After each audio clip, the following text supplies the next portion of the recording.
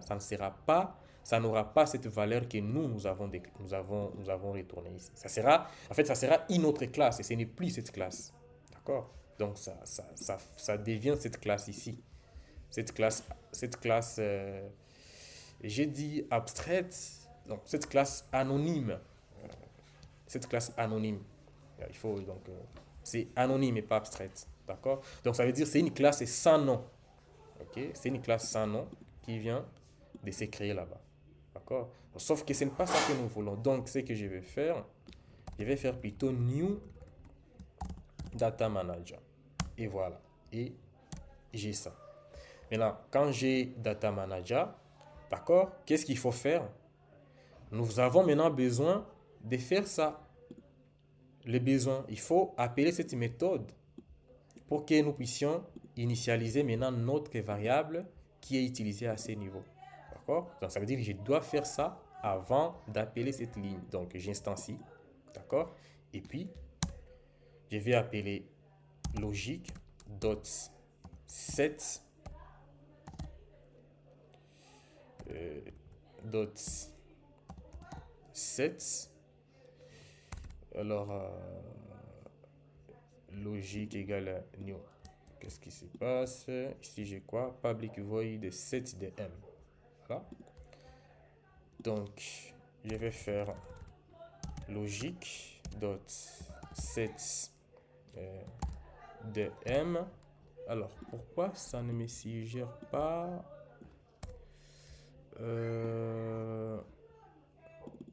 set de m? C'est public. Voilà, ça prend ensemble ce que j'ai enregistré avant. Je vais voir. Donc, je vais faire logique dot. Alors, j'ai calculé salaire.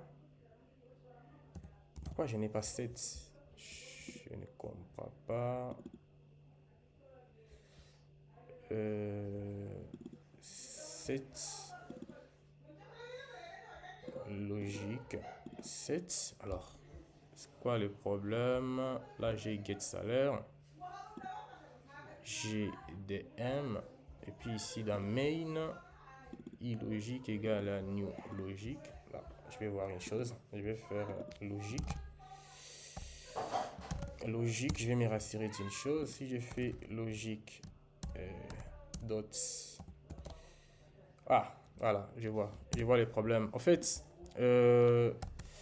du coup, c'est une information très importante en fait que j'ai oublié de mentionner. Bon, je n'y pensais pas. Alors, regardez en fait. Le problème, c'est, je vais faire revenir ce que j'avais avant. En fait, quand je garde iData Manager comme ça, non, pardon, logique, non, il faut d'abord que je retourne en arrière. Donc, ici,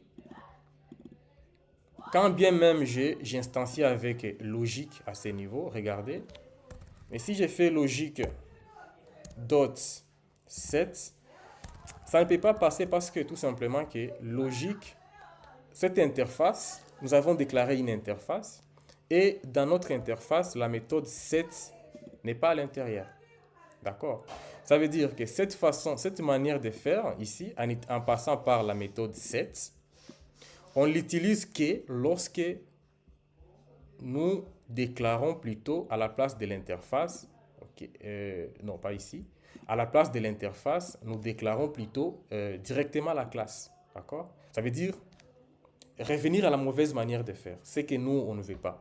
D'accord? Voilà pourquoi quand j'ai fait logique dot set, là, ça ne passe pas. Mais si j'ai fait logique dot calculer salaire, là, ça vient pourquoi? Parce que calculer salaire, vous voyez, quand j'ai fait ça, par exemple, et que je vais me diriger là-bas, vous voyez, ça va m'amener vers l'interface. D'accord? Alors, ici, ça ne vient pas tout simplement parce que ça trouve que ça ne se trouve pas dans l'interface. Je l'ai défini dans la classe logique, mais ce n'est pas une méthode qui se trouve dans notre interface. Alors, pour que ça vienne ici, c'est simple. On peut faire, ce qu'on peut faire, on peut l'ajouter dans dans notre interface. Donc, ici, je peux ajouter cette méthode, comme ça je peux copier tel que c'est écrit. Je vais faire ici. Donc je vais copier ça. C'est void. Voilà. Et puis je vais venir à ces niveaux. Je l'ajoute. Voilà. Soit j'ai fait comme ceci. Là, ça va bien se passer. Comme ça. Si je reviens dans main, là alors, je peux faire logique dot set dm. Là, ça vient comme ça. Avec ça, cette dm a besoin d'une instance de la classe iDataManager que nous avons déclarée ici. Et puis, je l'ai mis là-bas. Et voilà. Là, sans problème. C'est après ces deux lignes ici que je peux maintenant appeler calculer salaire. D'accord? Si je fais ça, obligatoirement, ça doit bien se passer. Voilà. Si j'exécute, et voilà. Vous voyez, dans notre... nous avons le message connexion à la base des données. Et puis nous avons les salaires de l'employé et on donne son salaire. Donc ça passe très bien. Voilà. Donc, qu'est-ce que ça fait? J'instancie ma classe logique en passant par l'interface. J'ai fait la même chose Data Manager parce que Data Manager va me servir à quoi? Je sais tout simplement que avant, pour appeler, je sais tout simplement que dans la classe logique, je vais faire appel à la méthode calculer salaire. Mais dans calculer salaire, obligatoirement, j'ai besoin de ça. DM, qui est Data Manager. Qu'est-ce que ça fait? Parce que c'est DM qui nous permet de récupérer d'abord les salaires de base et à partir de ces salaires de base, je calcule les salaires de l'employé. Voilà pourquoi je suis dans l'obligation. Dans l'obligation ici, dans la couche, dans le main, avant d'appeler ça, il faut d'abord que je fasse ceci, ces deux lignes. Je dois instancier cet objet, d'accord? Et je dois les placer dans la méthode set parce que ça, c'est ça qui va nous permettre d'aller initialiser notre variable de l'autre côté dans la classe logique. C'est bon. Alors, la deuxième façon de faire, comme je l'ai dit, ça veut dire ici, au lieu de passer par la méthode set, parce que ça, c'est une mauvaise façon de faire. Pourquoi? Regardez, là, nous l'avons fait en deux lignes. Ça veut dire d'abord vous déclarez, ok?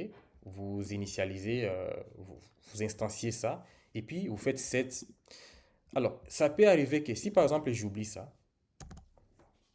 ouais, là j'ai instancié, mais j'ai oublié d'appeler cette méthode. Pourtant, c'est cette méthode normalement qui fait quoi? Qui initialise notre variable dans la classe logique. Donc si j'ai fait ça, on va sûrement avoir un problème. Donc on va avoir la même chose, même message. Null.exception. D'accord? Voilà. Maintenant on s'est dit, ok, au lieu de faire comme ça, au lieu de le faire en deux étapes comme ça, comme nous savons tout simplement que dans logique, déjà pour appeler cette méthode, on sait tout simplement que nous devons obligatoirement avoir l'instance de la classe de l'interface iDataManager. Nous devons avoir ça. Bon, quand je dis de l'interface iDataManager, il faut comprendre par là l'interface d'une classe qui implémente l'interface Data Manager. Donc, j'ai besoin de l'instance d'une classe qui implémente l'interface iDataManager. Et la terminologie, c'est très important. Alors, ça veut dire qu'est-ce que je vais faire? On s'est dit, ok, on ne va pas le faire comme ceci. D'accord? Ce que nous, on va faire, on va mettre un constructeur avec paramètres. Comme ça va nous obliger au fait d'instancier d'abord ça avant de faire quoi que ce soit. Ça veut dire, qu'est-ce que je vais faire? Je viens ici, dans ma classe logique, j'enlève ça. Mais si j'enlève ça, je vais avoir un problème parce que là, on va me dire qu'il y a une méthode qui n'est pas implémentée. Donc, parce que notre méthode set, nous l'avons ajoutée ici. Donc, je dois aller l'enlever là-bas pour que ça ne cause pas aussi problème. Voilà. Et puis, je vais revenir ici. Alors, qu'est-ce que je vais faire? Ça veut dire, je vais créer ça. Un constructeur avec paramètres. D'accord? Qu'est-ce que ça fait? Donc, chaque fois quand je vais instancier la classe logique, obligatoirement, je vais lui donner cette instance. Obligatoirement. Ça veut dire que si je ne le fais pas, mon environnement va me montrer directement qu'il y a un souci, il y a un problème qu'il faut gérer. OK? Ce qui n'était pas le cas avec 7. Parce qu'avec 7, si vous oubliez de le mettre, le programme ne va rien vous dire. Vous allez exécuter, c'est après que vous allez vous rendre compte qu'il y a un problème. OK? Mais avec ça, regardez, si j'y retourne dans main, vous voyez, il y a déjà un souci là. Bon, les 7, je l'ai déjà enlevé. Ça, ce n'est pas un problème. Ça, déjà, c'est déjà enlevé. Mais le problème, c'est là. OK? Qu'est-ce qui se passe? Parce que pour le moment, nous n'avons plus ces constructeurs. Les constructeurs par défaut, nous n'avons plus ça. Maintenant, nous avons un seul constructeur que nous avons, c'est un constructeur avec paramètres qui a besoin de l'instance de la classe de la classe Data Manager, obligatoirement. Ça veut dire, qu'est-ce qu'on va faire? Ça, on va le déclarer avant, avant cette ligne, parce que cette instantiation a besoin de ça. D'accord? Et puis, nous allons faire comme ceci. Alors, c'est ça, en fait, la seule différence. Parce que si nous faisons directement ça, c'est bon.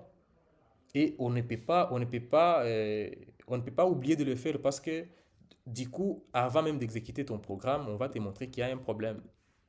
D'accord? Donc, le programme va refuser de s'exécuter. Voilà. Et puis là, si je lance, on va avoir normalement les résultats qui marchent bien. Et voilà. Nous avons les informations dans notre console. Et là, c'est impeccable. C'est bien passé. Alors, là, c'est bon. Vous voyez que ici, ce qui est bon, c'est que demain, euh, le client te dit, cette fois-ci, je ne veux plus récupérer la valeur qui est retournée à partir de notre base de données. Ça veut dire dans Data Manager. Data Manager, ici, notre classe ici, on suppose que cette valeur vient de la base de données. Mais alors, le, le client il dit non, moi je ne veux plus ça. Je ne veux plus avoir cette valeur. Je trouve que j'ai une autre source en fait des données. Je veux cette fois-ci, par exemple, que les salaires de base, ça vienne, par exemple, d'un web service. OK? Maintenant, qu'est-ce qu'il faut faire? Moi, je suis le concepteur, j'ai un programmeur que je vais dire, par exemple, d'aller là-bas, chez les clients, et pour aller corriger ça. Alors, ça, c'est une méthode qui connecte à la base de données pour récupérer ça. Alors, le développeur, il a deux choix. Il peut venir, il s'est dit, OK, je change, donc je viens ici, je manipule à ces niveaux les codes, comme ça, la valeur va venir du web service. Alors, pour simuler que la valeur vient du web service, pour notre cas, parce qu'on ne va pas aussi connecter un web service, on va juste dire que ça retourne une valeur différente. D'accord? Là, ça suppose qu'il vient, il change des codes ici à l'intérieur. Sauf que faire ça, c'est très mauvais. D'accord? Pour des raisons que nous avons expliquées dans la première partie. Tout simplement parce que, là, d'abord, il vient de perdre l'historique et qu'il y a un temps qu'on s'est connecté à la base des données. C'est la première chose. Donc, il n'y a pas les problèmes de versionning. Deuxième chose, quand il arrive ici, moi je lui ai dit par exemple juste de se connecter au web service. Donc c'est juste au fait les liens de connexion. D'accord? Donc la source au fait des données. Mais il peut venir ici en manipulant des choses, il peut changer des choses qui ne concernent pas ce que je lui ai demandé de faire. Vous voyez les dangers qu'il y a. Alors, ça veut dire quoi? La méthode qu'il faut faire, la bonne manière qu'il faut faire, il ne va pas venir modifier les codes. C'est ce on parle en fait d'une application qui est fermée à la modification, mais ouverte à l'extension. D'accord? C'est ça en fait le rôle des interfaces. Alors, qu'est-ce que ça va nous permettre?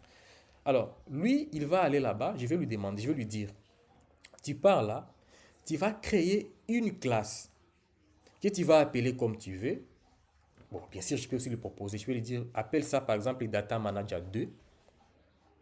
Et cette classe doit implémenter l'interface eData Manager. C'est juste ça l'information que je lui dis. Et puis je lui dis, alors, dans cette classe, tu vas maintenant définir la méthode. D'accord? Ça veut dire, qu'est-ce qu'il va faire? Lui, il va venir ici dans DAO. D'accord? Il va créer sa propre classe. Donc, il ne va pas toucher au code qui existe déjà, au code qui est déjà fait. Il ne va pas toucher. Il va venir ici. Il va créer sa propre classe. Il va appeler Data Manager 2. Et la seule condition que je lui donne, il faut qu'il respecte le contrat. Donc, il doit implémenter l'interface I.